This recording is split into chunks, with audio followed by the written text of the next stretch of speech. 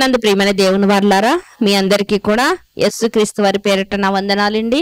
చిన్న ప్రార్థన చేసుకుని మన యొక్క సందర్భంలోనికి వెళ్దాము. ప్రార్థన చేసుకుందాం. మమ్మల్ని మిక్కిలిగా ప్రేమించిన మా ప్రియా పరలోకపు తండ్రి, మీ ఘనమైన శ్రేష్టమైన నామమును బట్టి మీ వందనములు స్తోత్రములు చెల్లించుకుంటున్నాము దేవా. ఈ ఉదయకాల సమయం అందు పునరుత్థాన దిన సమయం తండ్రి, నీ సన్నిధిలో కూడి మిమ్మల్ని స్తుతిస్తూ ఉండగా తండ్రి దేవా, మీరు మా పట్ల కృప చూపారు కాబట్టే తండ్రి ఇట్టి రీతిగా మేము సజీవ రెక్కల చాటున దాచి ఉంచబడ్డాం అయ్యా. ఏ మాటలైతే మాకు అవసరమో తండ్రి, ఏ మాటల ద్వారా అయితే మా బ్రతుకులు దిద్దుకుంటామో, మా జీవితాలను దిద్దుకుంటామో, మా కుటుంబాలను సరిచేసుకుంటామో, అవసరమైనటువంటి మాటలను మీరు మాకు ప్రసాదిస్తారని కోరుకుంటూ, బైబిల్ గ్రంథంలో ఉన్నటువంటి ఎంతో జ్ఞానమైనటువంటి తండ్రి మాటల చేత తండ్రి మాలో ఉన్నటువంటి అవివేకాన్ని తండ్రి, అజ్ఞానాన్ని పోగొట్టుకున్నటకు తండ్రి దేవా, మీరే మీ జ్ఞానమైనటువంటి సంగతులను మాతో మాట్లాడతారని కోరుకుంటూ, వినగల చెవి గ్రహించగల హృదయంలో పడే జీవితాలుగా మా జీవితాలు మలచమని కోరుకుంటూ, మీ కుమారుడు మా రక్షకుడు అయినటువంటి యేసు క్రీస్తు వారి అతి శ్రేష్టమైన నామంలో ప్రార్థన అడిగి వేడుకొనిస్తున్నాము పరమ తండ్రి, ఆమేన్. క్రీస్తునందు ప్రియమైన దేవుని వారలారా, మీ అందరికీ కూడా మరొకసారి నా వందనాలండి. గడిచినటువంటి కొన్ని దినాలుగా మనము బైబిల్ గ్రంథంలో ఉన్నటువంటి స్త్రీలను గురించి మాట్లాడుకుంటూ ఉన్నాం. బైబిల్ గ్రంథంలో ఉన్నటువంటి స్త్రీలు బ్రతుక నేర్పిన వారు.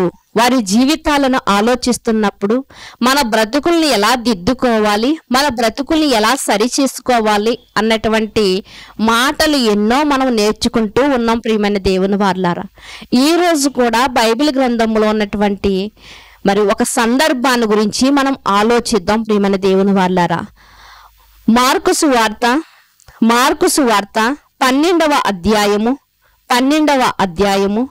41వ వచనం నుంచి చూడగలిగితే 41, 42 మనం చూద్దామండి. మార్కు సువార్త 12వ అధ్యాయము 41, 42 వచనాలు చదువుకుందాం. ఆయన కానుక పెట్టె ఎదుట కూర్చుండి జనసమూహము ఆ కానుక పెట్టెలో డబ్బులు వేయుట చూచుచుండెను. ధనవంతులైన వారనేకులు అందులో విశేషముగా సొమ్ము వేయుచుండిరి.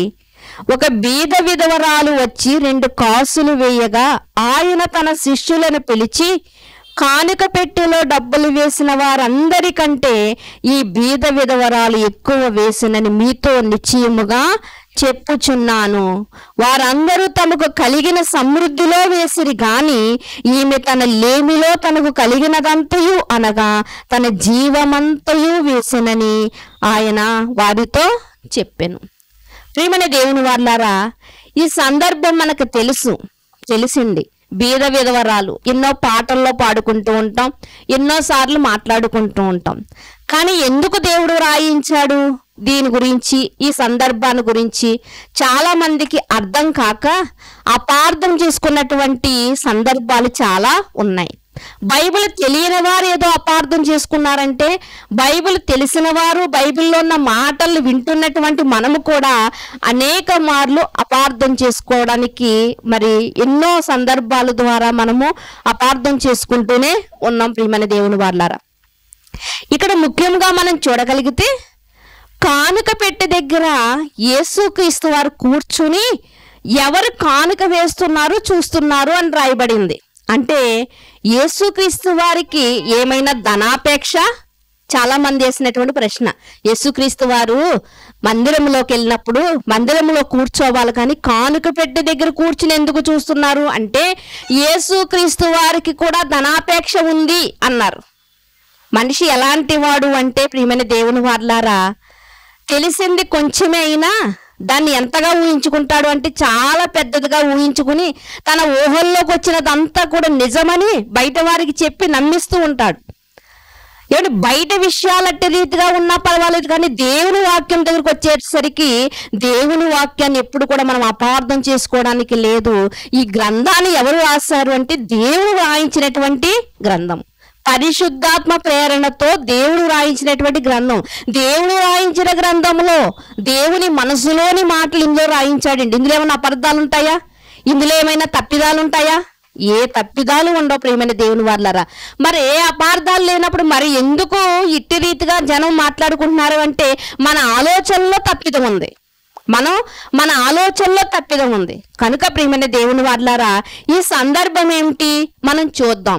ఈ సందర్భం ఏమిటి చూసే ముందు అసలు యేసుక్రీస్తు వారు అక్కడ ఎందుకు కూర్చున్నారు, అసలు ముఖ్యంగా మనకు తెలియవలసింది ఏంటంటే అసలు అక్కడ కానుక పెట్టి ఎందుకు పెట్టారు, ఎవరు పెట్టమన్నారు, ఇది మనకు తెలియాలండి. ఎందుకంటే ఈరోజు మన సంఘాల్లో మనం కానుక పెట్టలు పెట్టం, మరి కొన్ని సంఘాల్లో కానుక పెట్టలు పెడుతూ ఉంటారు. మీ చర్చిలో ఎందుకు కానుక పట్టను, మీరు మీ సంఘంలో ఎందుకు కానుక పెట్టి మీకు ఉండదు అని చాలా మంది అడుగుతూ ఉంటారు.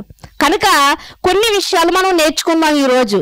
ఎందుకంటే ఎవరైనా మనల్ని ప్రశ్నించినప్పుడు మనం దానికి సమాధానం చెప్పగలిగినటువంటి సామర్థ్యం మన దగ్గర ఉండాలి. కనుక అసలు ఎందుకు అక్కడ కానుక పెట్టబడింది, ఎవరు కానుక పెట్టిన, ఎవరు పెట్టమన్నారు, ఎవరైనా చెప్తేనే కదండి మనం చేస్తాం.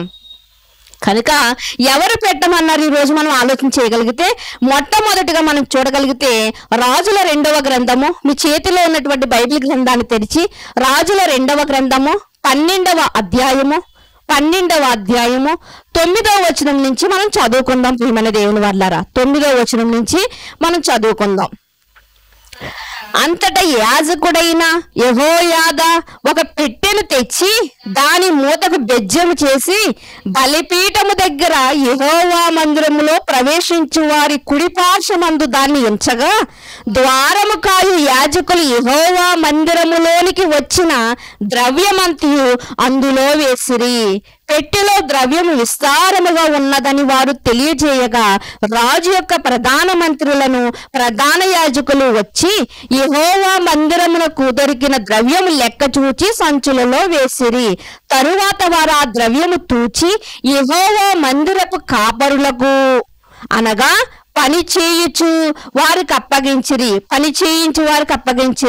వీరు యెహోవా మందిరమందు పని చేసిన కంసాలకును శిల్పకారులకును కాసే పని వారికిని రాతి పని వారికిని యెహోవా మందిరమందు శిథిలమైన స్థలములను బాగు చేయుటకును మ్రానులనేమి చెక్కబడిన రాళ్లనేమి కొనుటకును మందిరము బాగు చేయుటలో అయిన ఖర్చు అంతటికిని ఆ ద్రవ్యము ఇచ్చుచు వచ్చిరి. ఇంకా కింద చాలా మాటలు వ్రాయబడి ముఖ్యముగా ఏంటి అంటే ఇక్కడ మనం చూడగలిగితే ముఖ్యముగా మరి యాజకుడైన యెహోయాదా ఎవరంటండి, యాజకుడైనటువంటి యెహోయాదా అంట ఒక పెట్టెని తెప్పించి అంట ఆ పెట్టె యొక్క మూతకు ఒక బెజ్జము చేయించంట దానినట్టు యెహోవా మందిరములో కుడి పార్శ్వమందు దాన్ని ఉంచాడంట. వెళ్ళేవారు దానిలో వేస్తూ ఉన్నారంట. ప్రియమైన దేవుని వాళ్ళారా, ఇక్కడ మనం ఆలోచించగలిగితే ఈ వేయబడినటువంటి ఈ కానుక పెట్టి ఎవరు పెట్టారు, యెహోయాదు. ఎవరు పెట్టారండి, యాజకుడైనటువంటి యెహోయాదు. ఈయన ఈ పెట్టెను పెట్టినప్పుడు ఇందులో కొంత కానుక అనేది వేస్తూ ఉన్నారు. ముఖ్యంగా మనం అందరం తెలుసుకోవలసినటువంటి విషయం ఏమిటి అంటే ప్రియమైన దేవుని వాళ్ళారా, అంతకన్నా ముందు మరి చెప్పబడినటువంటి దశమ భాగం అనేది మనకు తెలుసు. దశమ భాగం వేరు, ఈ కానుక వేరు. ఇక్కడ చాలా క్లియర్ గా వ్రాయబడింది. ఇప్పుడు మనం చదువుకున్నాం కదండి. ఈ వేస్తున్నటువంటి కానుకంట దేనికి వాడుతున్నారంట, దేవుని మందిరములో ఏదైతే పని చేయిస్తూ ఉన్నారో లేకపోతే ఏ పని చేస్తున్నారట అట్టి వారికి ఇవ్వడానికి గాని, ఆ మ్రానులను కొనడానికి గాని, లేకపోతే మందిరములో కావలసినటువంటి పాత్రలను కొనడానికి గాని, మందిరములో ఎవరైతే కంసాల పని చేస్తున్నారా లేకపోతే ఏ పని చేస్తున్నారు, వడ్రంగి పని చేస్తున్నారా, ఇట్టి పని చేస్తున్న వారికి ఇవ్వడానికంట ఎక్కడ వేస్తున్నారండి, కానుక పెట్టెలో వేస్తున్నారంట. మరి దశమ భాగాలు కూడా ఇస్తూ వస్తున్నారు కదండి. అంటే దశమ భాగం వేరు, కానుక వేరు. ప్రియమైన దేవుని వాళ్ళారా, ఈ రెండు మనకి తెలుసుకోవాల్సినటువంటి విషయం. దశమ భాగం వేరు, కానుక వేరు. దశమ భాగం అనేది ఏంటి అంటే నీకు వచ్చినటువంటి రాబడి అంతటిలో కూడా నువ్వు 10వ వంతుని దేవునికి ఇవ్వాలి. ఎందుకు ఇవ్వాలి దేవునికి? నేను కష్టపడ్డాను కదా, నేను కష్టపడ్డాను కాబట్టి లాభాలు వచ్చినాయి, నేను ఎందుకు ఇవ్వాలని చాలా మంది అనుకుంటూ ఉంటారు. అయితే పాత నిబంధనలో పూర్వము దేవుడు ఏమని చెప్పాడు అంటే 12 గోత్రాల వారు ఉన్నప్పుడు అందులో ఒక గోత్రాన్ని దేవుడు లేవీలు అన్నారు. ఎవరండి వారు? లేవీలు. ఈ లేవీలకి దేవుడు స్వాస్యాన్ని పంచలేదు, అంటే దేశాన్ని పంచలేదు. ఆ రోజు కానాను దేశానికి తీసుకువెళ్ళినప్పుడు వారికి భూములను పంచలేదు, పొలాలను పంచలేదు. ఎవరికి? 11 గోత్రికులకి పంచాడు, కానీ ఒక గోత్రానికి దేవుడు పంచలేదు. వాళ్ళు ఎవరు అంటే లేవీలు. ఎందుకు పంచలేదు అంటే లేవీల్ని దేవుడు తన ప్రజలుగా, తన పని చేసేవారుగా, అంటే మందిరములో యాజకులుగా దేవుడు నిలబెట్టుకున్నాడు. మీకు బాగా అర్థం కావాలంటే ఈరోజు మనం కూడా దేవాలయాలకు వెళ్ళి వచ్చిన వారమే కదా, దేవాలయంలో ఉంటూ ఉంటారు. ఎవరండి? పూజారి గారు అంటూ ఉంటాం కదా. అలాగే పూర్వకాలం అందు కూడా దేవుడు ఎవరిని నిలబెట్టుకున్నాడు అంటే ఒక గోత్రాన్ని ప్రత్యేకంగా ఎన్నుకున్నాడు. వాళ్ళు ఎవరు అంటే లేవీలు. లేవీలు ఏ పని చేయకూడదు, లేవీలు ఏ పని చేయకూడదు. మరి ఏ పని చేయకపోతే వారికి తినడానికి ఆహారం ఎలా? అందుకునే ఈ 11 గోత్రాలకి భూములన్నీ పంచేసి, పొలాలన్నీ పంచేసి దేవుడు అన్నాడు, ఇదిగో మీ రాబడి అంతటిలో 10వ వంతు తెచ్చి మీరు మందిరములో ఇవ్వాలి. అది ఎవరికి చెందుతుంది అంటే లేవీలకు చెందుతుంది. దశమ భాగం ఎవరికి చెందుతుందండి? లేవీలకు చెందుతుంది. కనుక దశమ భాగం వేరు, అది మీరు ఇవ్వాలి. ఇదేంటంటే దేవుడి యొక్క ఆజ్ఞ. దశమ భాగం మీరు ఇవ్వాలి. ఈ రోజు కూడా మనము ఇస్తూ ఉంటాం కదండి. మనకు వచ్చినటువంటి ఉద్యోగాలు చేసేవారు కానివ్వండి, పంటలు పండించేవారు కానివ్వండి, మరి ఏ పని చేసుకుంటున్నప్పటికీ కూడా మనం దశమ భాగం అనేది దేవునికి ఇస్తూ ఉంటాం. ప్రియమైన దేవుని వారలారా, అంటే ఆ రోజు నుంచి అది దేవుని యొక్క ఆజ్ఞ వారికి. ఆ రోజు ఏంటంటే దేవుని యొక్క ఆజ్ఞ. అయితే మరి ఆజ్ఞది అది తప్పకుండా పాటించాలి వారు. మరి ఈ కానుక అనేది ఏంటంటే ఇది స్వేచ్ఛార్పణ. ఇదేంటండి కానుక అంటే? స్వేచ్ఛార్పణ. ఇది నువ్వు కానుక ఇవ్వాలి అని బెదిరించడానికి లేదు సంఘంలో. ఏంటంటే నీకు ఒకవేళ ఇవ్వాలని ఉందా, నీ కానుక వెయ్యాలని ఉందా, నువ్వు వెయ్యొచ్చు. నువ్వు వెయ్యకపోతే బోధకుడు నిన్ను బెదిరించకూడదు. ఇది కానుక అనేది ఏంటి అంటే స్వేచ్ఛార్పణ, హృదయపూర్వకంగా ఇచ్చేది. ఏంటండి ఇది? కానుక హృదయపూర్వకంగా ఇచ్చేది. కాబట్టి నీ హృదయంలో కలిగితే నువ్వు కానుక ఇవ్వాలి. అంతేగాని ఎవరో బెదిరిస్తున్నారని, లేకపోతే ఎవరో వేస్తున్నారు కాబట్టి నేను వెయ్యాలని, ఇలాంటి మనస్తత్వం మనలో ఉండకూడదు. అందుకునే దేవుడు అంటున్నాడు ఈ కానుక అనేది ఎలాంటిది అంటే ఇది స్వేచ్ఛార్పణ. స్వేచ్ఛగా వేయొచ్చు, వేస్తే వేయకపోయినా పర్వాలేదు, ఒకవేళ వేయకపోయినా పర్వాలేదు. ఇది ఏంటంటే హృదయపూర్వకంగా వేస్తే, అంతేగాని బలవంతం మీద వేసేది కాదు. అంటే దశమ భాగం అనేది వేరు, కానుక అనేది వేరు. ప్రియమైన దేవుని వల్ల ఆ దశమ భాగమేమో లేవీలకు చెందేది. ఈ కానుక అనేది ఏమో ఏదైనా ఒకవేళ మనం స్వేచ్ఛార్పణగా వేస్తే ఇది మందిర అవసరతల కొరకు, లేకపోతే ఎవరైనా మనం కాపర్లు తీసుకొచ్చినప్పుడు కానీ, లేకపోతే మనం ఏదైనా ప్రాంతానికి సువార్తకు వెళ్తున్నప్పుడు కానీ మనం ఖర్చు పెట్టడానికి ఉపయోగించుకోవడానికి కానుక అనేది కొంచెం మనం ఏం చేసుకుంటూ ఉంటామంటే దాన్ని వేసుకుంటూ ఉంటాం. ప్రియమైన దేవుని వాళ్ళారు, కానీ ఇందులో బలవంతం అనేది లేదు. కానీ ఈ రోజు ఎంతో మంది సంఘాలలో మీరు ఇస్తేనే దేవుడు మీకు ఇస్తాడు అని చాలా మంది బోధకులు ఏం చేస్తున్నారంటే బెదిరిస్తున్నట్లుగా మనకు కనిపిస్తూ ఉంటది. లేదు ప్రియమైన దేవుని వాళ్ళు, కానుకంటే నువ్వు హృదయపూర్వకంగా ఇచ్చి నీ హృదయంలో అనిపించిందా ఎయ్యి. నువ్వు వెయ్యక ముందేమో వెయ్యాలా అంటూ వెయ్యకు. వేసిన తర్వాత అయ్యో నేను కానుకేసాను, నేను ఎంత కానుకేసాను అంటే అది వ్యర్థమైపోతుంది. అందుకనే నీకు మనసుకు కలిగితే వెయ్యి, లేకపోతే వెయ్యనవసరం లేదు. ప్రియమైన దేవుని వారలారా, అంటే ఇక్కడ మనం చూడగలిగితే ఇది ఇష్టపూర్వకంగా వేసేది. కానుకంటే ఇష్టపూర్వకంగా వేసేది, బలవంతం మీద వేసేది కాదు. అసలు ఇది ఎవరు పెట్టారు? అసలు దీన్ని ఎవరు పెట్టారు? ఇక్కడ అయితే కానుక పెట్టయితే యాజకుడైనటువంటి మరి ఈయన కనిపిస్తున్నాడు, యెహోయాదు కనిపిస్తున్నాడు. అసలు దీన్ని ఎవరు పెట్టారు? మరొక వచనాన్ని కూడా మనం చూడగలిగితే దినవృత్తాంతములు 2వ గ్రంథము 24వ అధ్యాయము 7వ వచనం నుంచి మనం చూద్దాం. ప్రియమైన దేవుని వారలారా, సాక్ష్యపు గుడారమును బాగు చేయుటకై యూదాలో నుండి యెరూషలేము నుండి ఇశ్రాయేలు సమాజకుల చేత యెహోవా సేవకుడైన మోషే నిర్ణయించిన కానుకను లేవీయుల్లో నీవెందుకు చెప్పి తెప్పించలేదని అడిగాను. ఇక్కడ మనం చూడగలిగితే ఎక్కడి నుండి స్టార్ట్ అయిందంటే కానుకలు వేయడం మోషే గారు ఉన్నప్పటి నుంచి కూడా స్టార్ట్ అయిందంట. మోషే గారు ఉన్నప్పుడు మందిరం లేదు కదా, మరి ఎందుకు కానుక వసూలు చేశారని ఒకవేళ మనం అడగగలిగితే, మోషే గారు ఉన్నప్పుడు ఏది ఉందండి? ప్రత్యక్షపు గుడారం. అంటే దేవునికి అప్పుడు మందిరం లేదు, ఒక డేరా కట్టి అందులో ప్రత్యక్షపు గుడారాన్ని వాళ్ళు చేశారు. తర్వాత కొంత మోపు పెట్టి దాన్ని ఒక పెద్ద ప్రత్యక్షపు గుడారముగా అతి పరిశుద్ధ స్థలముగా వారు ఏర్పాటు చేసుకున్నారు. అంటే మొట్టమొదటిగా దేవుడు డేరాల్లో ఉండేవాడు, తర్వాత మందిరంలోకి వచ్చాడు, తర్వాత మన హృదయాల్లోకి వచ్చాడు అని మనం నేర్చుకున్నాం కదండి చాలా సార్లు. అంటే మోషే గారు ఉన్నప్పుడు కూడా కానుకలు ఎందుకు వసూలు చేశారంటే అప్పుడు ప్రత్యక్షపు గుడారములో ఏదైనా అవసరత ఉంటే దానిని చేసేవారు అన్నమాట.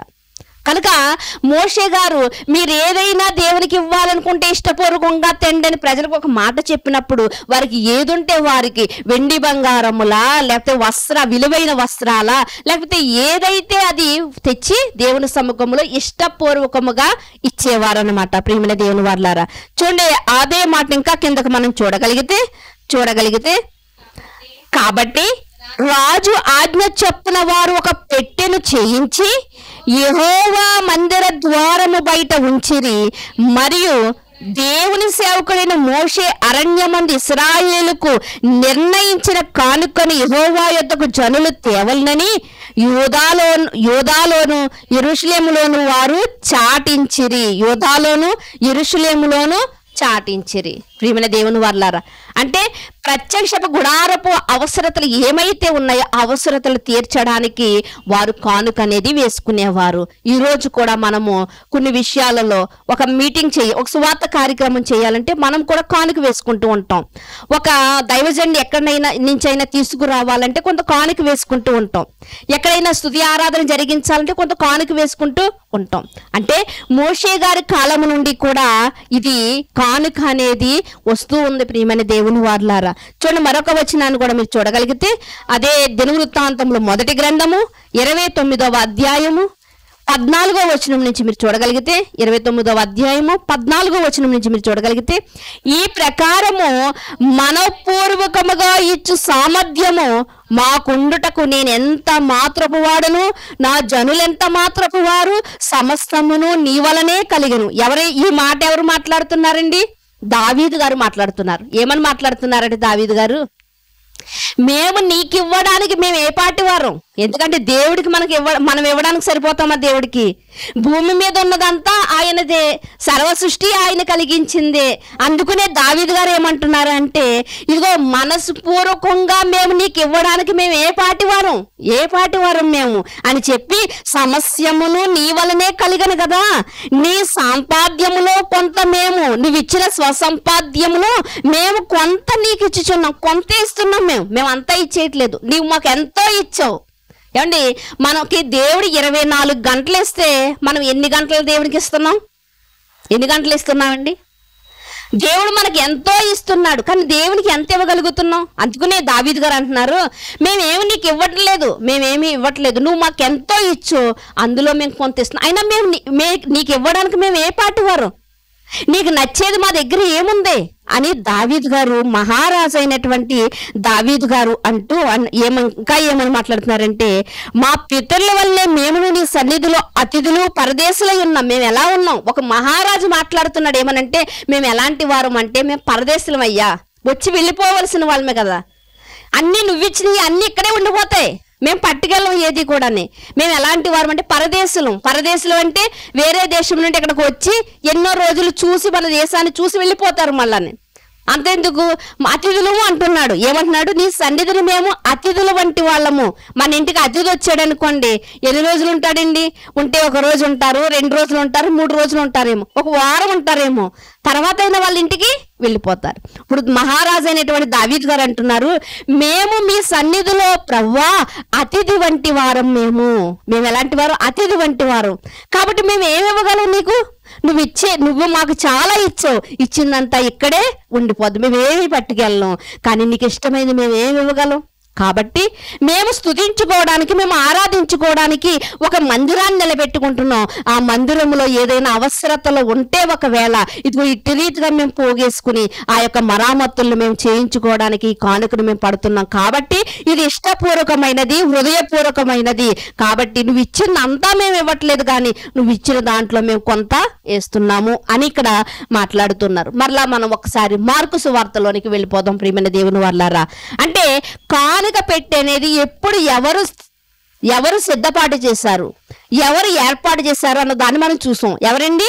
మోషే గారి దగ్గర నుంచి ఇది వస్తూనే ఉంది. మోషే గారి కాలంలో ప్రత్యక్షపు గుడారాన్ని తయారు చేయడానికి వారు కానుక పట్టుకున్నారు. తర్వాత మందిరం కట్టిన తర్వాత మందిరానికి కావలసినటువంటి పనులు చేయడానికి వస్తున్నటువంటి కంసాలి వారు కానివ్వండి, మరి ఆ ఊలును అల్లేవారు కానివ్వండి, ఆ యొక్క పేనేవారు కానివ్వండి, ఇలా ఎన్నో పనులు చేసేవారు, వడ్రంగ పనులు చేసేవారు కానివ్వండి, ఇలాంటి వారందరికీ కూడా పని చేసినందుకు ఇవ్వడానికి వారు కొంత సొమ్మును వారు పోగు చేసుకున్నట్లుగా చూసాం ప్రియమైన దేవుని వారులారా.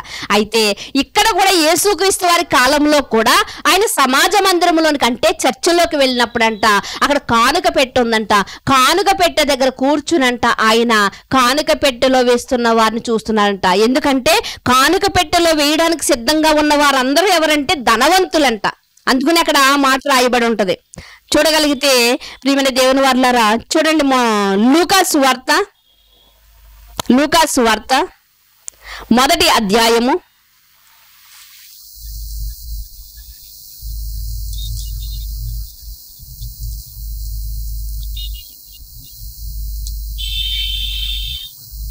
'క్షమించండి, మార్కు సువార్తలోనే కనిపిస్తూ ఉంటుంది. లూకాసు వార్త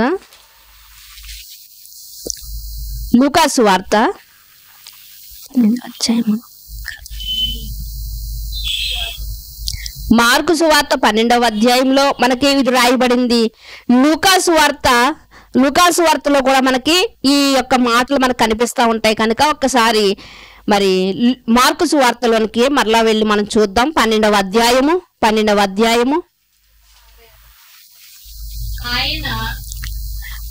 అధ్యాయము 41వ వచనాన్ని చూద్దామండి.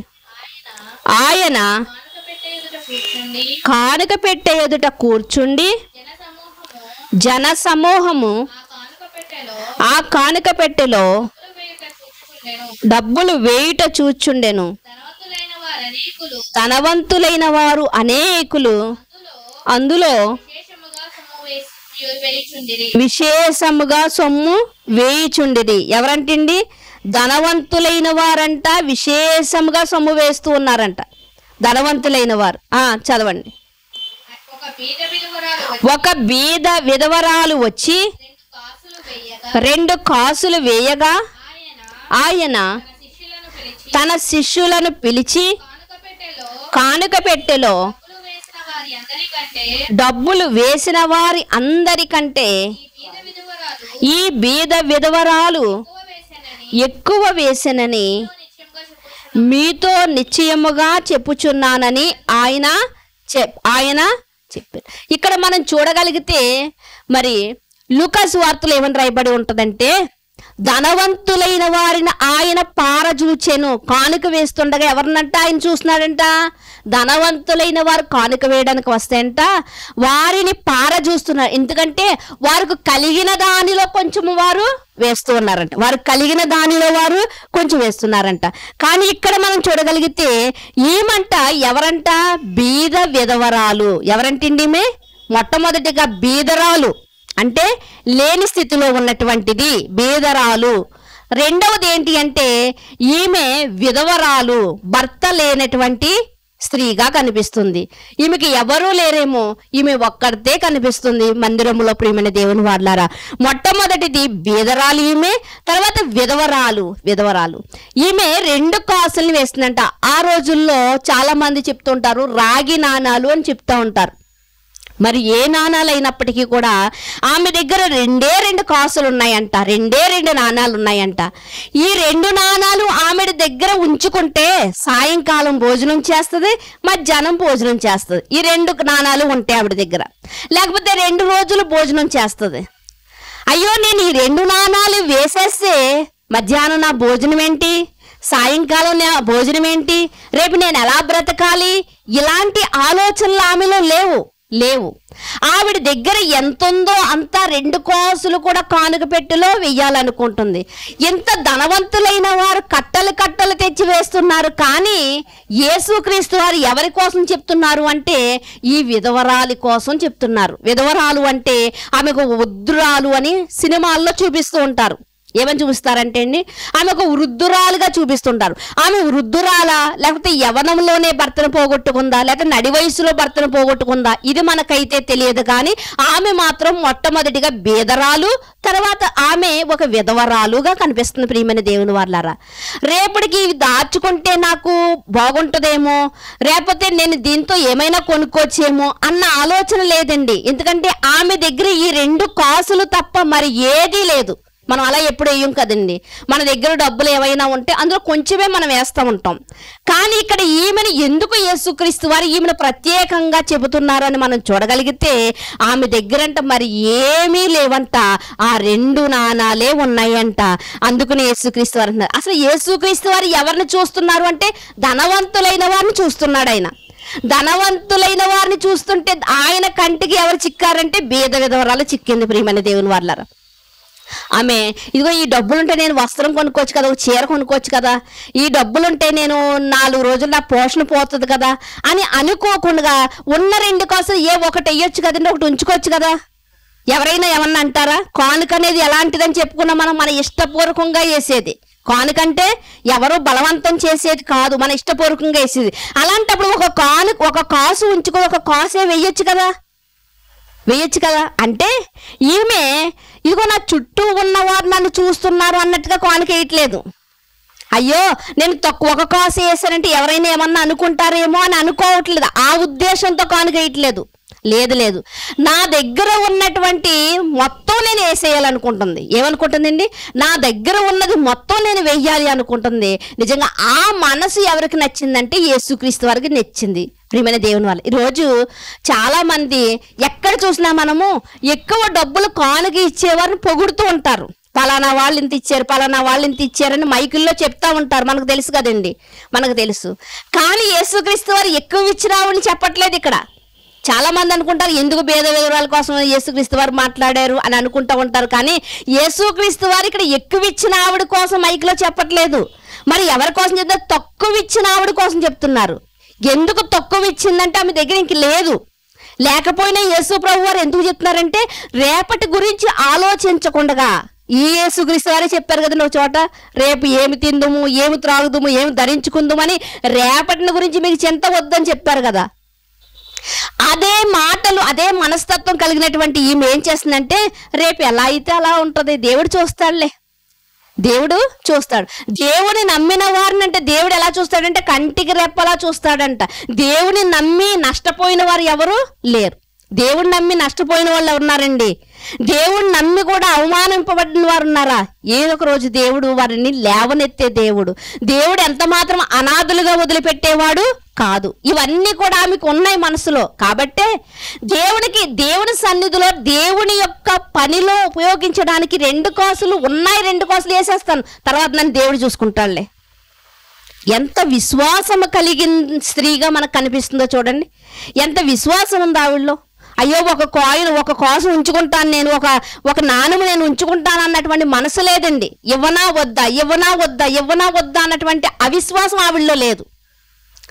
అవిశ్వాసం మనలోకి ఒకసారి అవిశ్వాసం అనేది చోటు చేసుకుంటుంది. కాబట్టి ఇవ్వనా వద్దా అలా ఇవ్వనా వద్దా అని మనం వజ్రాలు వైడూర్యాలు వేసేసినా కూడా ప్రతిఫలం ఉండదు. ఈరోజు పేరు తెలియకుండా, ఊరు తెలియకుండా ఎన్నో చోట్ల వజ్రాలు, వైడూర్యాలు, బంగారాలు వేసేసిన వాళ్ళు లేరా? ఉన్నారు. మనం ఎంత వేసినప్పటికి కూడా మన మనసులో చంచలత్వం అనేది ఉంటే అది వ్యర్థమైపోద్ది. ప్రియమైన దేవుని వాళ్ళారా, నిజంగా ఇది మీకు బాగా అర్థం కావాలంటే యేసు ప్రభు వారు ఒక మాటను చెప్తూ ఉంటారు. ఏమని అంటే, ఇదిగో ఒకరి ఇంటికి మీరు ఆతిథ్యానికి వెళ్ళినప్పుడు వారు మీకు మాంసంతో కూడిన వంటలు చేసి మీకు విస్తారంగా పెట్టినా కానీ వాడు మనసులో ఏముందంటే చంచలత్వం ఉంది కాబట్టి అలాంటప్పుడు మీ యొక్క పీకకేంటి కత్తెడ్డెట్టుకోండి అని చెప్తాడు. అంటే హృదయపూర్వకంగా నీకు పెట్టట్లేదు ఆ భోజనం కాబట్టి నువ్వు ఎలా ఉండాలి, నువ్వు ఎలా ఉండాలి, జాగ్రత్త కలిగి ఉండాలి. అదే నిన్ను హృదయపూర్వకంగా ఒకడు పిలిచి నీకు గంజన్నం పెట్టినప్పటికీ కూడా నువ్వు హృదయపూర్వకంగా మనస్ఫూర్తిగా కడుపు నిండా దాన్ని తిను అని చెప్తున్నాడు ప్రియమైన దేవుని వల్ల. అలాగే ఈ స్త్రీలో కూడా ఈ విధవరాల్లో కూడా మనం చూడగలిగితే ఈమె ఎలా ఉంది అంటే హృదయపూర్వకంగా రేపటిని గురించి చింత లేని దానిగా ఉంది ప్రియమైన దేవుని వల్ల. 2 నాణాలు వేసిందంటే గొప్పేమి కాదు, కానీ ఆమె మనస్సు ఆలోచిస్తే గొప్పగా ఉంది ప్రియమైన దేవుని వల్ల, గొప్పగా ఉంది. అక్కడ మనం చూడగలిగితే కొంతమంది ధనవంతులైనటువంటి వారు ఏం చేస్తున్నారంట, కానుక వేస్తున్నారంట. వాళ్ళలో ఏ ఉద్దేశం ఉండొచ్చు, చాలా మందిలో అదే కదా కానుక వేసేవాళ్ళు, పలానా వాళ్ళు ఎంత వేసారా అయితే వాళ్ళకన్నా నేను ఎక్కువ వేయాలి అనుకుంటూ ఉంటారు. అంటే వాళ్ళకన్నా నాకు పేరు రావాలి అనుకుంటూ ఉంటారు.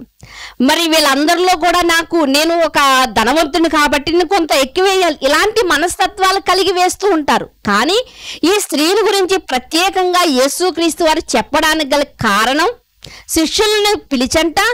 శిష్యులను పిలిచి చెవిలో చెప్పట్లేదు. ఎందుకంటే మంచి మాట ఎప్పుడు మైకులోనే చెప్పాలండి, చెడు మాట ఎప్పుడు చెవిలోనే చెప్పాలి. మనం చాలాసార్లు అనుకుంటాం కదా. కానీ సమాజం ఏం చేస్తుందంటే ఏదైనా చెడు మాట ఉన్నదనుకోండి దాన్ని ఇప్పుడు ఊరి మీద అంతా చాటింపు వేసేయాలనుకుంటుంది. చాలా మంది అలాగే ఉంటారు, అందరి కోసం కాదండి, చాలా మంది మరి మనకు కనిపిస్తూ ఉంటారు. ఎలా ఉంటారు అంటే ఒక చెడు మాట లేకపోతే ఒక కుటుంబంలోని ఏదో జరిగిందనుకోండి, ఆ జరిగినటువంటి సందర్భం ఏం చేయాలంటే ఇప్పుడు ఇదిగో ఊరంతా తిరిగి నాలుక భుజాన్ని వేసుకునే వరకు చెప్పేయాలి. కానీ బైబిల్ చెప్పినటువంటి సూత్రం ఏంటి అంటే మంచి మాట ఎప్పుడు మైకులో చెప్పు, అనేక మందికి ఏమవుతుందంటే అది ఉపయోగపడుతుంది. కాబట్టి ఇక్కడ యేసుక్రీస్తు వారు శిష్యులందరినీ పిలిచి ఆయన అంటున్నారంట, ఇదిగో వచ్చి వేస్తున్నటువంటి ధనవంతులందరికంటే ఈ బీద విధవరాలు ఎలాంటిది అంటే ఈమె గొప్పది అని చెప్తున్నాడు అన్నమాట. ఈమె గొప్పది ఎందుకంటే మరి ఏమని చెప్తున్నారు అక్కడ మీరు చూడగలిగితే, వారందరూ తమకు కలిగిన దానిలో సమృద్ధిలో వేశారు. అంటే ఒకడు తన వ్యాపారంలో అభివృద్ధి పొందాడు కాబట్టి కొంచెం తెచ్చేశాడు, ఒకడు తన ఉద్యోగంలో ప్రమోషన్ వచ్చింది కాబట్టి తెచ్చేశాడు, ఒకడు తను చేస్తున్నటువంటి పనిలో జీతం పెరిగింది కాబట్టి తెచ్చేశాడు. అంటే వారి యొక్క సమృద్ధిలో వారి యొక్క అభివృద్ధిలో వారు తెచ్చివేశారు. కానీ ఈ బీద విధవరాలు ఉంది చూసావా, ఈమె తన లేమి అంటే ఏమీ లేనటువంటి స్థితిలో ఆ బీద విధవరాలు తనకు కలిగిందంతా వేసింది. ఏమని చెప్తున్నాడు, కలిగిందంతా అంటే బ్యాంకులో ఏమీ లేదు ఆవిడకి, మళ్ళా ఆమెకి బ్యాంకులో ఆమె అకౌంట్లో ఏమి డబ్బులు లేవు, పోనీ బ్యాంకులో ఉన్నాయి కదా అనుకోవడానికి లేదు. యేసుక్రీస్తు వారు అందుకునే స్పష్టంగా చెప్తున్నారు. ఏమని చెప్తున్నారు అంటే ఇదిగో ఆమె కలిగినదంతా కూడా ఆయన ఇంకా చెప్పమంటారా ఏమని చెప్తున్నారు అంటే ఆయన తనకు కలిగినటువంటి జీవనమంతయు జీవనం ఆ 2 కాసులు ఉంటే ఆ జీవనం సాగుతుందండి. ఒక 4 రోజులు భోజనం చేస్తుంది, కానీ ఆ 4 రోజులు నేను ఎలా జీవించాలి అన్న ఆలోచనలు పక్కన పెట్టేసి జీవనమంతయు వేసేసింది అని యేసుక్రీస్తు వారు చెప్పడానికి గల కారణం ఏంటి అంటే ఆమె యొక్క హృదయాన్ని చూశాడు ఆయన. ఈరోజు మనం మనుషుల పై రూపాన్ని మాత్రమే చూస్తామండి, కానీ ఆయన హృదయాన్ని చూసేవాడు. హృదయ పరిశీలకుడు ఎవరండి, యెహోవాయే. హృదయ పరిశీలకుడు ఎవరు, యెహోవాయే ప్రియమైన దేవుని వారలారా.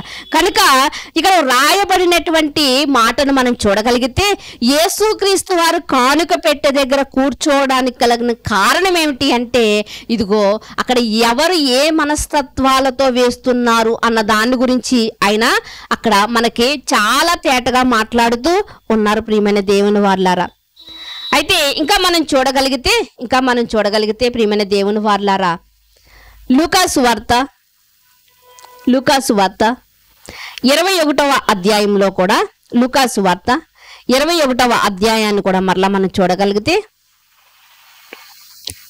21వ అధ్యాయము 1వ వచనం నుంచి మీరు చూడగలిగితే, కానుక పెట్టెలో తమ కానుకలు వేయించిన ధనవంతులను ఆయన పారచూచెను.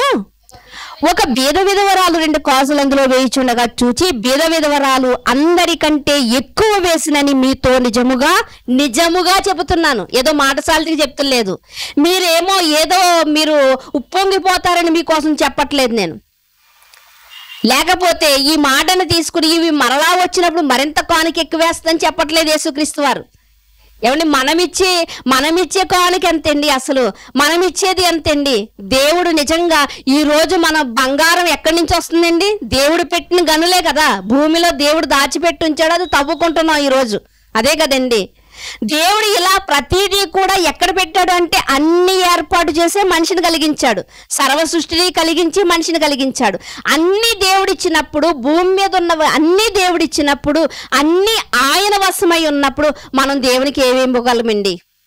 అందుకనే క్రొత్త నిబంధనలోకి వచ్చేసరికి దేవుడు అంటున్నాడు, నాకు ఇష్టమైనది ఏమిటి అంటే నువ్వేదో ఏదో ఇవ్వాలనుకుంటున్నావు, కానీ అది కాదు నాకు ఇష్టమైంది, నీ హృదయం నాకు ఇష్టమైంది అంటున్నాడు. నీ హృదయం నాకు ఇష్టమైంది. పాత నిబంధన కాలం నుండి మరి ఎందుకు ఈ కానుకను పెట్టాడండి అంటే ఇచ్చే మనస్తత్వం నీకు కలగాలని దేవుడు పెట్టాడు.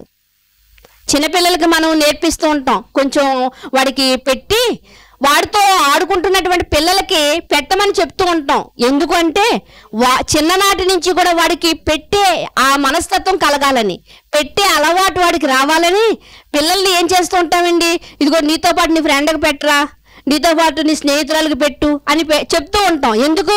వాడికి పెట్టే మనస్తత్వం రావాలని మనం నేర్పిస్తూ ఉంటాం. అలాగే పాత నిబంధన కాలం నుంచి కూడా దేవుడు ఎందుకు ఈ అర్పణలు అనేవి ఎందుకు చెప్పాడు, ఈ యొక్క స్వేచ్ఛార్పణ ఎందుకు పెట్టాడు, ఈ హృదయపూర్వక అర్పణలు కానుకలు ఎందుకు పెట్టాడు అంటే ఇచ్చే మనస్తత్వం నీకు రావాలని. అంతేగాని దేవుడు వాటి ద్వారా దేవుడు ఏదో కడతాడని కాదు ప్రియమైన దేవుని వాళ్ళ. ఆయనకి ఏం చేసుకుంటాడు అసలు ఇవన్నీ ప్రియమైన దేవుని వాళ్ళారా? కనుక ఈ మాటలో మనం చూడగలిగితే యేసుక్రీస్తు వారు ఏమంటున్నారంటే, లూకా సువార్తలో ఏమని మాట్లాడుతున్నారంటే, ఆయన నిజముగా చెప్పుతున్నాను, ఈమె ఎక్కువ వేసిందని నిజముగా చెప్పుతున్నాను. అంటే బైబిల్ గ్రంథం మనకు ఏం నేర్పిస్తుందంటే నువ్వు ఇచ్చేది ఎలా ఉండాలి అంటే హృదయపూర్వకముగా ఉండాలి. హృదయపూర్వకముగా ఉండాలి. ధనవంతుడు లాజరు మనకు తెలుసు. ధనవంతుని యొక్క హృదయం ఎలా ఉంది, లాజరు యొక్క హృదయం ఎలా ఉంది మనకు తెలుసు. లాజరు యొక్క హృదయములో కపటము లేదు. లాజరు యొక్క హృదయములో మనం చూడగలిగితే దేవుడు నన్నేటి ఇలా దరిద్రుడిగా చేసేసాడు, దేవుడేటి నాకు అనారోగ్యం కలిగించాడు, దేవుడేటి ఒక మెతుకు ఆహారం లేకుండా నాకు ఇలాంటి జీవితాన్ని ఇచ్చాడని దేవుడిని నిందించలేదు. ఆ మనస్తత్వం దేవుడికి నచ్చింది. ఆ కపటము లేనటువంటి హృదయం ఎక్కడికి తీసుకువెళ్ళిందంటే అతన్ని ఇదిగో నెమ్మది పొందే స్థలానికి మనందరికీ అర్థం కావాలంటే మరి పరదేశికి అతడు వెళ్ళినట్లుగా మనకు కనిపిస్తుంది ప్రియమైన దేవుని వాళ్ళారా. కనుక మనం ఇక్కడ ఆలోచన చేయగలిగితే యేసుక్రీస్తు వారు ప్రత్యేకంగా 2 కాసులు మాత్రమే వేసినటువంటి ఆ బీద విధవరాళ్ళ గురించి ఇంతగా చెప్పడం అవసరమా? ఏ ధనవంతులైన వారు కట్టలు వేశారు, వాళ్ళ కోసం చెప్పొచ్చు కదా. మరి ఎందుకు ఈమె కోసమే రాయించాడంటే ఆమె హృదయం ఎలా ఉంది అంటే రేపటిని గురించి చింత ఆమె హృదయంలో లేదు. ఆమె నిరీక్షణ ఏంటి అంటే దేవుడు నన్ను అనాథగా వదిలిపెట్టడు, నేను ఆయన మీద ఆనుకున్నప్పుడు ఆయన నన్ను విడిచిపెట్టే దేవుడు కాదు అన్నటువంటి ఒక మంచి ఆలోచన కలిగినటువంటి, మంచి విశ్వాసము కలిగినటువంటి స్త్రీగా మనకు కనిపిస్తా ఉంది ప్రియమైన దేవుని వాళ్ళారా. ప్రియమైన దేవుని వాళ్ళారా, ఇంకా మనం ముందుకు చూడగలిగితే ఒక్కసారి ఈ వచనాన్ని కూడా మనం చూద్దామండి. యోబు గ్రంథము 41వ అధ్యాయము 11వ వచనాన్ని మీరు చూడగలిగితే 41వ అధ్యాయము 11వ వచనం, నేను తిరిగి ఇయ్యవలసి ఉండినట్లు నాకెవ్వడైనను ఏమైనను ఇచ్చెనా,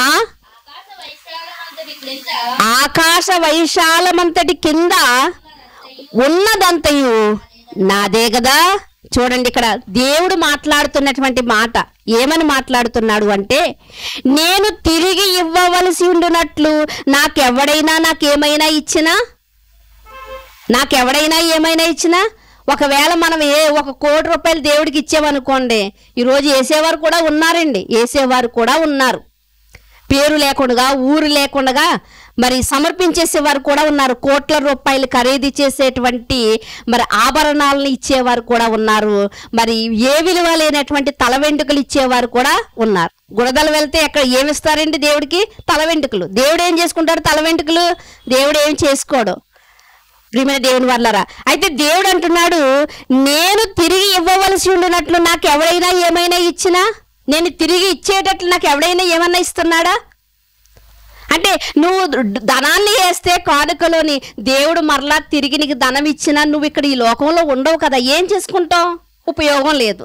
కాబట్టి నేను తిరిగి ఇచ్చేటట్లుగా ఎవరైనా నాకు ఏదైనా ఇస్తున్నారా అంటే భేద విధవరాలు ఇచ్చింది ఏంటంటే హృదయపూర్వకమైనటువంటి కానుక.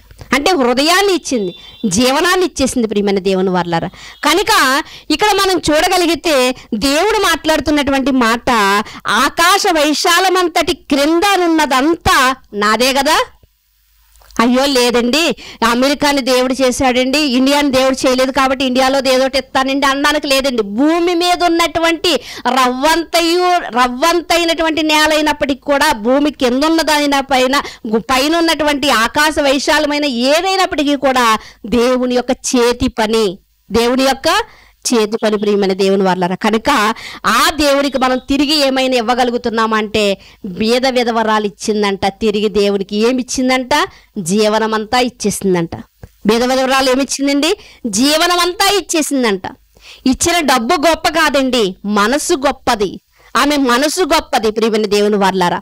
డబ్బు ఎవరైనా ఇస్తారు, కానీ ఇలాంటి మనస్సు కలిగి ఇచ్చేవారు దేవునికి ఇష్టలు ప్రియమైన దేవుని వాళ్ళారా. ఇలాంటి మనసు కలిగిన వారే దేవునికి ఇష్టలు ప్రియమైన దేవుని వాళ్ళారా. మరి అందుకని యేసుక్రీస్తు వారు మాట్లాడినటువంటి మాటల్లో రేపటి గురించి మీరు చింతపడకండి, రేపు ఏమి తిందుము ఏమి త్రాగుదుము అన్నటువంటి చింత మీకు వద్దు. సారేపతి విధవరాలు మన అందరికీ తెలిసింది, ఈమె కూడా విధవరాలే. సారేపతి విధవరాలు కరువు కాలం వచ్చిందండి. కరువు కాలం వచ్చినప్పుడు కొంచెమే పిండి ఉందంట, గుప్పెడి పిండి ఉందంట. ఆ యొక్క బుడ్డిలో కొంచెమే నూనె ఉందంటండి.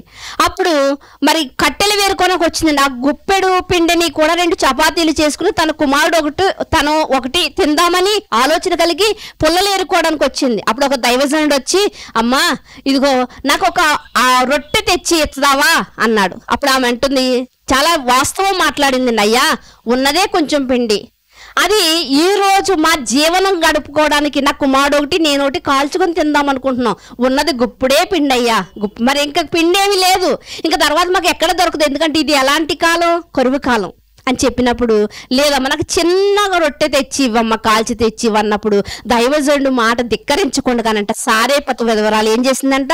చిన్న అప్పము చేసి, చిన్న రొట్టెని చేసి అతనికి తెచ్చి పెట్టిందంట. తర్వాత కొంచెం చిన్నవి వాళ్ళు చేసుకుని ఉంటారు, చిన్నవి ఒక 2 చేసుకున్నారండి.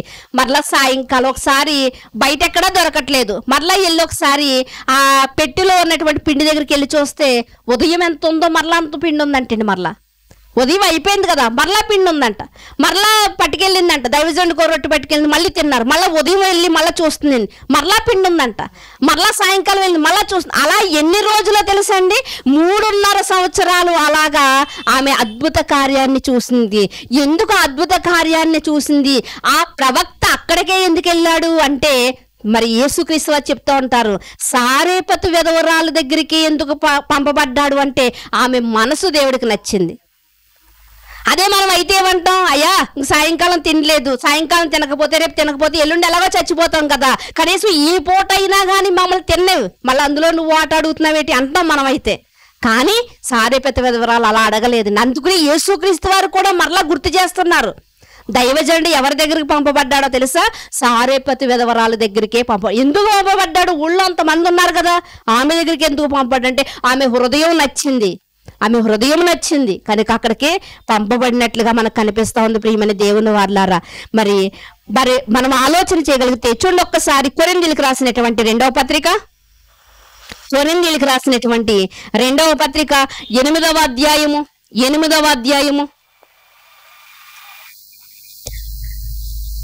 కొరింథీయులకు రాసినటువంటి 2వ పత్రిక 8వ అధ్యాయము 2వ వచనం నుంచి మనం చూద్దామండి. ఏలయనగా వారు బహుశ్రమల వలన పరీక్షింపబడగా అత్యధికముగా సంతోషించిరి, మరియు వారు నిరుపేదలైనను వారి దాతృత్వము బహుగా విస్తరించెను. ఏమని చెప్తున్నారండి ఇక్కడ పౌలు గారు? కొరింథీ సంఘంలో ఉన్నవారికి రాస్తూ ఏమని చెప్తున్నారు అంటే, వారంటే ఎలాంటి వారంటే సంఘంలో ఉన్న వారందరూ నిరుపేదలంట.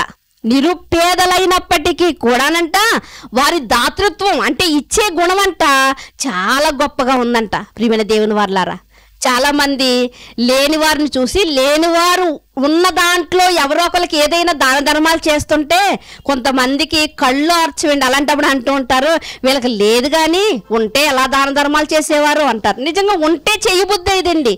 లేనివాడే ఉన్న దాంట్లో చేయాలనుకుంటాడు. నిజంగా లేనివాడే ఉన్న దాంట్లో అలాంటి సందర్భాలు మనం చాలా చూస్తూ ఉంటామండి. వాళ్ళకు ఉన్న దాంట్లోనే కొంచెం పంచుతూ ఉంటారు. ప్రియమైన దేవుని వల్ల ఇక్కడ కూడా మనం చూడగలిగితే ఇంతగా ఎవరు వీరంటే ఆ మొదటి వచనంలో రాయబడింది, మాసిదోనియా సంఘము అనుగ్రహింపబడి ఉన్నాయి దేవుని కృపను మీకు తెలియజే. ఏ సంఘం అంటే ఇది?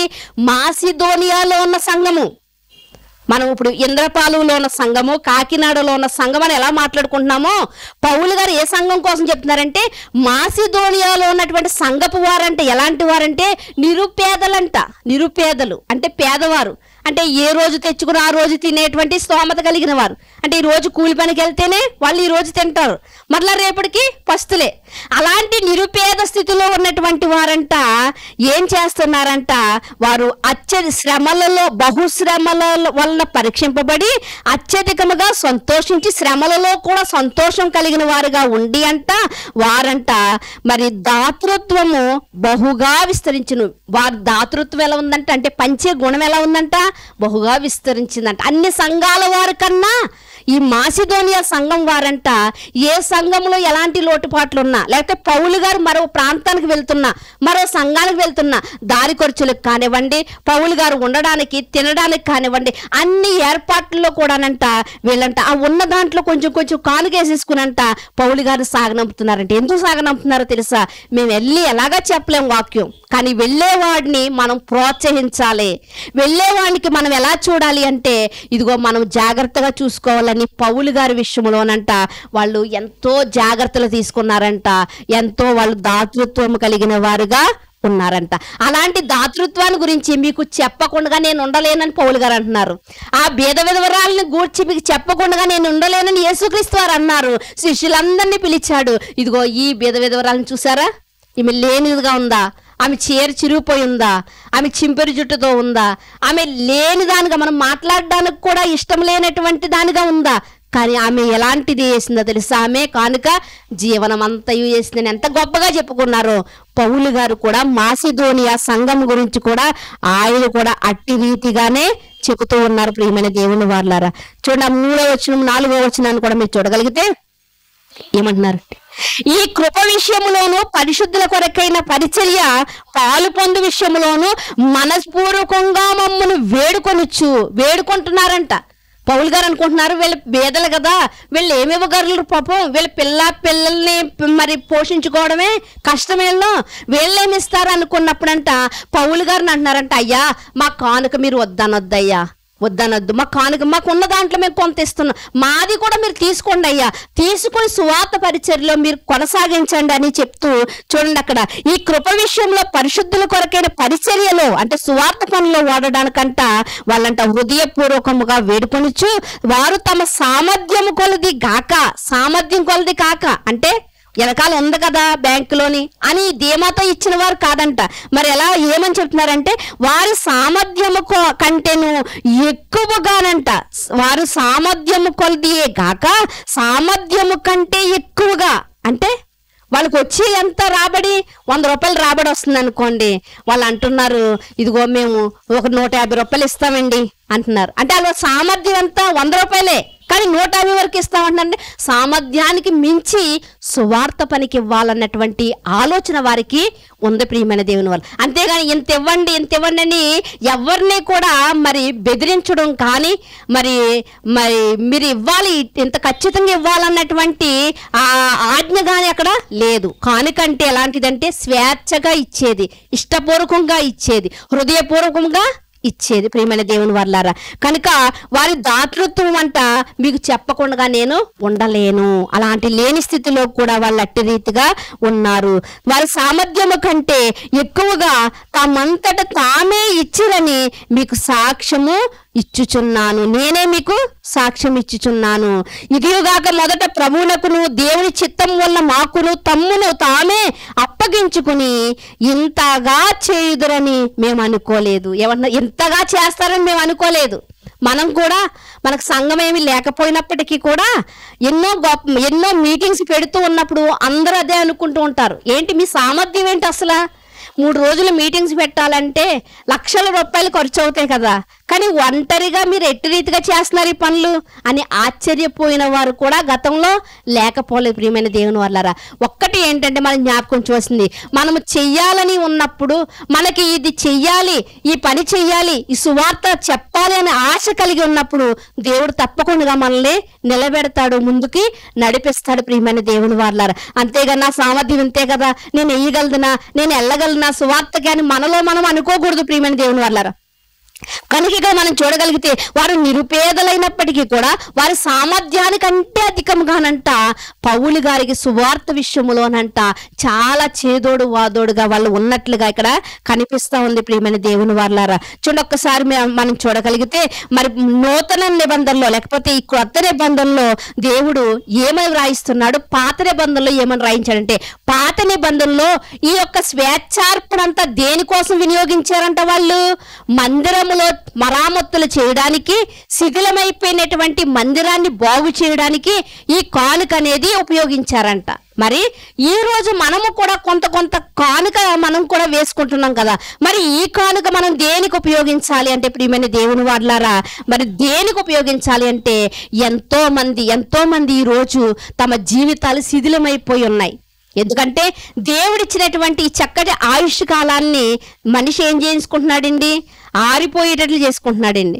అంటే ముందు తన మరణములకు ముందే చనిపోతున్నాడు. ఎందుకు చనిపోతున్నాడు అంటే ఇదిగో కిడ్నీలు పాడు చేసుకుంటున్నాడు, లివర్ పాడు చేసుకుంటున్నాడు, తన దేహాన్ని తానే పాడు చేసుకుంటున్నాడు. ఆ రోజుల్లో మందిరం అదైతే ఈ రోజు కొత్త నిబంధనలో నిజమైన మందిరం ఏదండి, మన దేహమే, మానవ దేహమే దేవుని యొక్క మందిరం. కాబట్టి ఈ రోజు ఈ మానవ దేహం అనేది దేవుని మందిరము మనుషుల్లో ఎలా ఉందంటే శిథిలమైపోయింది. కాబట్టి అలా శిథిలమైపోయినటువంటి మందిరాలు ఎంతో మంది ఉన్నాయి. అలాంటి వారికి వాక్యాన్ని చెప్పినప్పుడు వారు ఏమవుతారండి, బాగుపడతారు. ఎంతో మంది సాక్ష్యం చెప్తున్నారు కదా, నేను ఇంతకు ముందు దొంగగా బ్రతికేవాడినండి కానీ ఇప్పుడు మారిపోయాను, ఇంతకు ముందు నేను రౌడీ సీడర్గా ఉండేవాడినండి ఇప్పుడు మారిపోయాను, ఇంతకు ముందు నేను ఒక త్రాగుబోతునండి మారిపోయాను, ఇంతకు ముందు నేను ఒక వ్యభిచారినండి మారిపోయాను. ఎంతమంది ప్రియమైన దేవుని వారు సాక్ష్యం చెప్తున్నారు కదా. అంటే వాళ్ళ దేహం అనే మందిరం ఒక రోజు ఏమైపోయింది, శిథిలమైపోయింది, పాడైపోయింది. ఆ పాడైపోయిన శిథిలమైనటువంటి ఆ మందిరాలు ఎవరు కట్టారంటే ఎవరో సువార్త ప్రకటించారు, ఆ మందిరాలు మరలా కట్టబడ్డాయి, బాగు చేయబడ్డాయి. కనుక ఈ రోజు మనం వేసుకుంటున్నటువంటి ఈ కానుక కూడా, లేకపోతే ఈ రోజు మనం వేస్తున్నటువంటి ఎవరైనా కానీ కూడా ప్రియమైన దేవుని వారలారా, ఇది దేని కొరకు ఉపయోగపడాలి అంటే ఇదిగో శిథిలమైపోతున్నటువంటి మానవ మందిరాలు ఉన్నాయి, మానవ దేహాలు, దేవాలయాలు ఉన్నాయి చూసారా. మానవ దేహం అంటే అనేక మంది మనుషుల కొరకు వాటిని ఉపయోగించాలి. ఎలా ఉపయోగించాలి అంటే ఇదిగో సువార్త ప్రకటించి ఆ సువార్తలో ఒక్క మాట అతన్ని పట్టుకుంటదేమో, తాగుడు మానేస్తాడేమో, ఆ మాట ఒక్క మాట పట్టుకుంటదేమో, అతను వ్యభిచారం మానేస్తాడేమో కదా ప్రియమైన దేవుని వారలారా, కోపం వదిలేస్తాడేమో, క్రూరత్వం పోతుందేమో. కనుక మరి యూదా పత్రికలో యేసుక్రీస్తు వారి యొక్క సహోదరుడైనటువంటి యూదా గారు మాట్లాడుతూ మొదటి అధ్యాయం 1 అధ్యాయమే ఉంటుందండి, 22వ వచనములో అనేక మంది అంట ఎక్కడికి వెళ్ళిపోతున్నారంట, నరకములోనికి వెళ్ళిపోతున్నారంట. సత్యవాక్యం తెలియక, ఈ 60 సంవత్సరాల జీవితము అశాశ్వతమైనదని తెలియక, ఈ జీవితంలో ఉండగా ఎంజాయ్ చేస్తూ వారికి ఇష్టానుసారంగా బ్రతుకుతూ శాశ్వతమైనటువంటి లోకాన్ని పోగొట్టుకునంట నరకానికి అందరూ వెళ్ళిపోతున్నారంట. అలాంటి వారికి నువ్వు చెయ్యి అంటున్నాడు. ఆయన ఏమంటున్నారండి, అనేక మంది అగ్నిలోకి వెళ్ళిపోతున్నారు, అలాంటి వారిని నువ్వు రక్షించవా? అలాంటి వారిని మనం రక్షించాలి అంటే ఏం అవసరం అంటే వాళ్ళకి అవసరమైనటువంటి వాక్యమే అవసరం. వాక్యం మనిషిని ఏం చేయగలదండి, బాగు చేయగలదు ప్రియమైన దేవుని వారలారా. అలాంటి వాక్యం మనం చెప్పకపోయినా చెప్పేవారిని మనం ఏం చేయాలంటే ప్రోత్సహించాలి. అందుకనే రోమపత్రికలో ఒక మాట ఉంటుంది, సువార్త చెప్పకపోతే వాడు ఎలా మారుతాడు? వారు మారాలంటే, సువార్త చెప్పాలంటే చెప్పేవాళ్ళు వెళ్ళాలి కదా, వెళ్ళాలి అంటే వాడిని వెళ్ళడానికి మనం ప్రోత్సహించాలి కదా. ప్రియమైన దేవుని వాళ్ళారా, కనుక ఇంతగా దేవుడు మనల్ని ఎందుకు ఈ మాటల చేత ప్రేరేపిస్తున్నాడు అంటే, ఈ సమాజంలో ఎన్నో పాడైపోయినటువంటి మానవ దేహాలు ఉన్నాయండి. మానవ దేహాలు, ఆ దేహాలన్నీ బాగు చెయ్యాలి, ఆ దేహాలన్నీ కట్టాలి అంటే మన ప్రయత్నం మనం చెయ్యాలి. దేనితో కట్టాలి అంటే వాక్యముతో కట్టబడాలి. ప్రియమైన దేవుని వారలారా, చివరిగా ఒక వచనాన్ని మనం చదువుకుని ముగించుకుందామండి. రోమీలకు రాసినటువంటి పత్రిక 12వ అధ్యాయము 1వ వచనంలో ఉన్నటువంటి మాటను మీరు చూడగలిగితే, కాబట్టి సహోదరులారా, పరిశుద్ధమును దేవునికి అనుకూలమైన సజీవ యాగముగా మీ శరీరాలని ఆయనకు సమర్పించండి. మీ డబ్బు మాత్రమే కాదు, మీ యొక్క సజీవంగా మీ దేహాలు కూడా సువార్త పనిలో కష్టపడాలి. ఏంటి, మన దేహం కూడా కష్టపడాలండి. మన దేహం కూడా కష్టపడాలి. సజీవ యాగంగా మీ దేహాలు దేవుని కొరకు మీరు సమర్పించండి. మీ కానుకొకటి సమర్పించేస్తే కాదు దేవునికి. మరి ఏం చేయాలంట, మన దేహాలు కూడా సమర్పించాలంట. మన దేహాలు కూడా మన ఆలోచనలు సమర్పించేయాలి, మన హృదయం సమర్పించేయాలి. సజీవంగా బ్రతికుండగానే మనము దేవునికి మనము ఎలా ఉండాలంటే సజీవంగా సమర్పించే వారముగా మనం ఉండాలి. ప్రియమైన దేవుని వారలారా, మనము ఒక్క కానుకొకటే దేవుడికి వేసేస్తే సరిపోద్దేమో, పలానాది దేవుడికి ఇచ్చేస్తే సరిపోద్దేమో, ఇలా అనుకుంటే అది అవివేకం. ప్రియమైన దేవుని వారలారా, కనుక మన దేహాన్ని కూడా దేవునికి సమర్పించాలి. మన కానుకేమో దేవుని సన్నిధిలో కానుకలో వేసి మన దేహమేమో టీవీ ముందు కూర్చుందనుకోండి, ప్రయోజనం ఉందా? మన దేహం వెళ్ళేమో సినిమా హాల్లో కూర్చుందనుకోండి, ప్రయోజనం ఉందా? కనుక ప్రియమైన దేవుని వారలారా, అట్టి రీతిగా మనం ఉండకూడదు. ఆమె దేహము దేవాలయములో ఉంది, ఆమె హృదయం దేవుని సన్నిధిలో ఉంది, ఆమె ఆలోచనలు దేవుని కొరకు ఉన్నాయి. అందుకునే బీద విధవరాలు ఎలాంటి వ్యక్తిగా మనకు కనిపిస్తుంది అంటే ఒక గనురాలుగా కనిపిస్తుంది.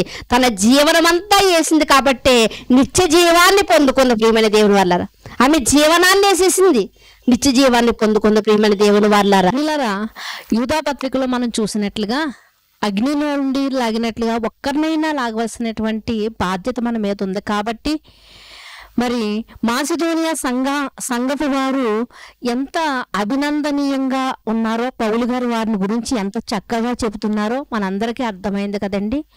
వారిని ఎంత బాగా మరి అభినందించారో పౌలు గారు. అలాగే బీద విధవరాలు 2 కాసులు వేసినప్పటికీ ప్రభువు వారు ఆమెను ఎంతగా ప్రశంసించారో, శిష్యుల ముందు ఆమెను ఎంతగా మరి అభినందించారో మనకు అర్థమవుతుంది. కనుక ప్రియమైన దేవుని వారలారా, ఈ యొక్క ప్రభువారు అభినందించినటువంటి లేకపోతే ప్రశంసించినటువంటి బీద విధవరాలు దేనికి సూచనగా ఉంది అంటే, యేసుక్రీస్తు వారి యొక్క శిలువ మరణానికి సాదృశ్యంగా మనకి కనిపిస్తూ ఉంది ప్రియులారా. ఎందుకు అంటే యెషయా గ్రంథం 53వ అధ్యాయము 10వ వచనంలో మీరు చూడగలిగితే, తనను తాను అర్పించుకొనుటకు వస్తున్నాడంట. ఎవరైనా యేసుక్రీస్తు వారిని గురించి యెషయా భక్తుడు ప్రవచించాడు. అలాగే మనం క్రొత్త నిబంధనలో మనం చూడగలిగితే ఫిలిప్పీలకు రాసినటువంటి పత్రిక అపోస్తలుడైనటువంటి పౌలు గారు ఫిలిప్పీ సంఘానికి రాస్తూ 2వ అధ్యాయము 6-7 వచనాలను మనం చూడగలిగితే, ఆయన పరలోకమందు గొప్పవాడయుండి సింహాస ఆసీనుడయుండి కూడా అంత గొప్ప భాగ్యాన్ని ఆయన వదులుకుని తనకు తాను రిక్తుడిగా నిజంగా ఏ పాపము ఎరిగినప్పటికీ కూడా ఆయన తనకు తానే అర్పించేసుకున్నాడండి శిలువ మీద. ఎవరి బలవంతము లేదు, తండ్రి యొక్క బలవంతము లేదు, తనకు తాను అర్పించేసుకున్నాడు, తన జీవనాన్ని అర్పించేసుకున్నాడు. ఆమె జీవనమంతా కానుక రూపంలో వేస్తే యేసుక్రీస్తు వారు తన జీవనాన్ని, తన ప్రాణాన్ని శిలువ మానుపై ఆయన అర్పించేసినట్లుగా మనకి కనిపిస్తూ ఉంటది ప్రియులారా. కనుక బీద విధవరాలను చూసి ప్రభువారు ఆమె జీవనమంతా వేసింది, అందరికంటే ఎక్కువ వేసింది, జీవనమంతా వేసింది, మరేమి ఉంచుకోలేదు, తనకు తాను ఆలోచించుకోలేదు. అలాగే ప్రభువారు కూడా తన యొక్క అయ్యో నేను తండ్రి సింహాసనం మీద కూర్చుని ఉన్నవాడని, నేను పరలోకంలో ఉన్నవాడిని కదా అని తనకు తాను కోసం ఆలోచించుకోలేదు. కానీ ప్రపంచంలో ఉన్నటువంటి మానవాళి అందరి కోసం ఆయన ఆలోచించాడు. కాబట్టి తనను తాను అర్పించేసుకున్నాడు. ప్రియమైన దేవుని వారలారా, తనకు తాను అర్పించేసుకున్నాడు. ప్రియమైన దేవుని వారలారా, ఆయన ఒక మెసేజ్ చెప్తూ ఏమని మాట్లాడుతుంటారంటే ప్రభువారు, ఇక్కడ ఎవరైతే ప్రభు నిమిత్తము పోగొట్టుకుంటారో దాన్ని రెండింతల వారు పొందుకుంటారు అన్నట్లుగా ప్రియమైన దేవుని వాళ్ళారా, మనకి యేసుక్రీస్తు వారు ఆ మాటల్లో ఉన్నటువంటి వాస్తవాన్ని వేద విధవరాల యొక్క చేష్టల్లో లేకపోతే క్రియలలో మనకు కనిపిస్తూ ఉంటది ప్రియమైన దేవుని వాళ్ళారా. కనుక ఆమె తన జీవనాన్ని వేసింది, నిత్య జీవానికి వెళ్ళడానికి మార్గం సరళం చేసుకుంది, జీవ గ్రంథంలో తన పేరును లిఖించుకుంది. పౌలు గారు చెప్పినట్లుగా ఫిలిప్పీ పత్రికలో అనేక మంది స్త్రీలంట ప్రభు పనిలో ఉన్నారంట, సువార్తలో ఉన్నారంట, మరి జీవ గ్రంథంలో వారి పేర్లు లెక్కించుకున్నారంట. అలాంటి స్త్రీలను మనం ధ్యానించుకుంటున్నప్పుడు బైబిల్ స్త్రీలు బ్రతుకు నేర్పిన వారు అని ఎంతో మంది స్త్రీలను మనం ధ్యానిస్తూ ఉన్నప్పుడు వేద విధవరాలు కూడా మనకు ఒక చక్కని పాఠాన్ని నేర్పించింది. ఆమెను చూసి నేర్చుకోమని ప్రభువారే మనకి ఇక్కడ తెలియచేస్తూ ఇదిగో ఆమె జీవనమంతా వేసింది అని చెప్తూ ఉన్నారు. ప్రియమైన దేవుని వాళ్ళారా, యేసుక్రీస్తు వారు తన జీవనాన్ని వదిలేశారు, తనకు తాను అర్పించేసుకున్నారు. పరలోకమందు నిత్య జీవం ఉందని ఆయన కూడా తిరిగి లేచి నిరూపించి ఉన్నారు ప్రియులారా. కనుక సమాజంలో ఈ రోజు ఎంతో మంది మరి మానవ దేవాలయాలు మరి శిథిలమైపోయి ఉన్నాయి. కాబట్టి అలాంటి శిథిలమైపోయినటువంటి మానవ దేవాలయాలని కట్టవలసినటువంటి బాధ్యత మన మీద ఉంది. కాబట్టి ప్రియమైన దేవుని వాళ్ళారా, ఆ మానవ దేవాలయాల్ని బాగు చేద్దాం. ప్రియమైన దేవుని వాళ్ళారా, సువార్తను ప్రకటిద్దాం. మన చేతనయ్యే అవ్వకపోతే మరికొంత మంది బోధకులైన వారిని తీసుకుని వచ్చి మన సువార్త ప్రకటనలో వారిని కూడా పాలిభాగస్తులు చేద్దాము. మనకి ఎలా మనం ఉపయోగపడాలని ఉందో మరి ఈ సువార్త పరిచర్యలో మనం అట్టి రీతిగా ఉపయోగపడదాం. ప్రియమైన దేవుని వాళ్ళారా, దేవుడు మనకి ఇచ్చినటువంటి తలాంతుల్ని మనం వాడుకుందాము. సువార్తను ప్రకటించలేకపోతే నాకు శ్రమ అని మరి భక్తుడు చెప్పినట్లుగా ఇదిగో బైబిల్ గ్రంథంలో ఉన్నటువంటి స్త్రీలు, ఇదిగో ప్రకటించు స్త్రీలు మరి ఎలా ఉన్నారంటండి, గొప్ప సైన్యముగా ఉన్నారంట. కీర్తన గ్రంథం 68వ అధ్యాయం 11వ వచనములో ఇదిగో స్త్రీలు ఎలా ఉన్నారంట, ప్రభు మాట సెలవిచ్చున్నాడు, దాన్ని ప్రకటించి స్త్రీలు గొప్ప సైన్యముగా ఉన్నారంట. ఆ సైన్యంలో మనమందరం ఉండాలి అంటే ప్రియమైన దేవుని వాళ్ళారా, వారు ఎలాంటి త్యాగాలు అయితే చేశారో, వారు ఎలాంటి ఆలోచనలు అయితే చేశారో, వారు దేనికి మార్గాన్ని సరళం చేసుకున్నారో మనము కూడా అట్టి రీతిగా ఉండాలి. ప్రియమైన దేవుని వాళ్ళారా, అట్టి రీతిగా మనము ఉండాలి.